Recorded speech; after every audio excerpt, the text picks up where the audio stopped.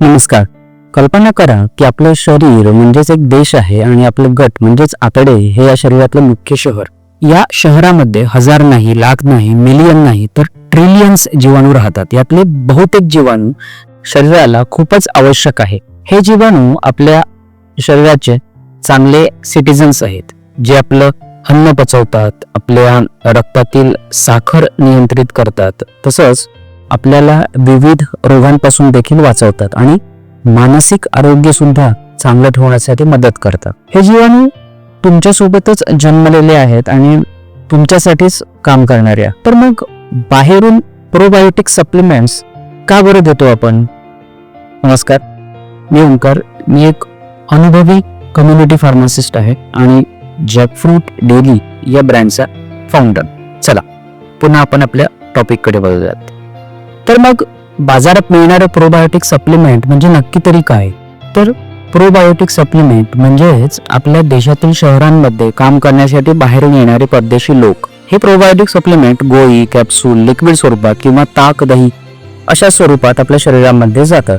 हे बाहेरून आपल्या शरीरात जाणारे जीवाणू काही काळासाठी उपयोगी ठरतात सुद्धा, पण ते फार काळ शरीरामध्ये थांबत देखील नाहीत आणि आपल्या शरीरात खूपसे वाढतही नाहीत. काही दिवसात ते शरीरातून बाहेर देखील पडतात.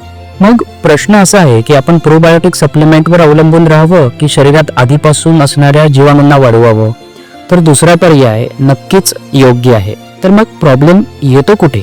आपण तसंही रोज किमान 2 ते 3 वेळ जेवतोच, मग जीवाणूंना अन्न तर मिळत असेलच की, मग बाहेरून प्रोबायोटिक्स घेण्याची गरजच काय?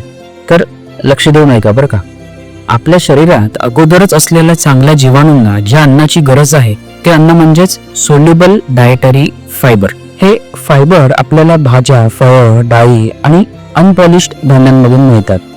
हे फायबर आपल्या पचन संस्थेत न पचता थेट आतड्यांमध्ये जातात आणि आपले गुड बॅक्टेरिया त्यांचं अन्न म्हणून वापर करतात. जेव्हा या जीवाणूंना आपण त्यांना आवश्यक फायबर स्वरूपातील अन्न नियमित देतो, तेव्हा हे जीवाणू विविध आजारांपासून आपल्याला दूर ठेवतात. पण हल्लीचं आपल्या जेवणाची पद्धत पहा बरं का.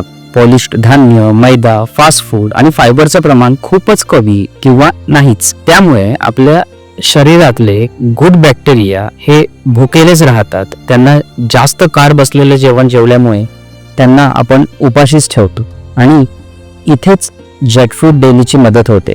हे आहे कच्च्या फणसापासून बनवलेलं नैसर्गिक फायबरचं स्रोत, जे पावडर स्वरूपात उपलब्ध आहे. तुम्हाला फक्त प्रतिव्यक्ती 1 चमचा जॅकफ्रूट डेली पावडर आपल्या पोळी, पराठा किंवा भाकरीच्या पिठात, डाळीमध्ये किंवा इडली डोसा बॅटरमध्ये टाकायचं आहे आणि नेहमीच्या पद्धतीने तो पदार्थ बनवायचा आहे. जॅकफ्रूट डेली म्हणजे आपल्या देशातल्या नागरिकांसाठी पोषण देणारं अन्न.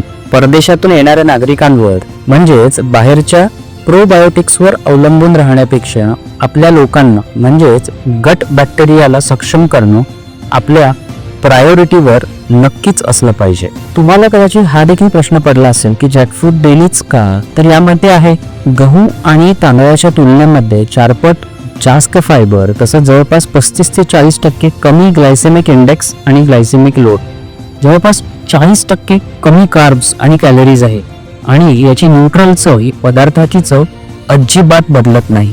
आणि जॅकफ्रूट डेलीच्या नियमित वापरामुळे आपलं पचन सुधारतं, पोट साफ व्हायला मदत होतं, ऍसिडिटी, ब्लोटिंग हे कमी होतं, ब्लड शुगर नियंत्रणात राहते, फॅटी लिव्हरच्या समस्येवर देखील हे अत्यंत प्रभावीपणे काम करतं. यामुळे शरीरात दिवसभर उत्साह आणि ताकद देखील वाढते. तर आजपासूनच तुमच्या आवडत्या पदार्थांमध्ये जॅकफ्रूट डेली मिक्स करा आणि आपल्या गट हेल्थ सोबतच ओव्हरऑल हेल्थ देखील सुधारा.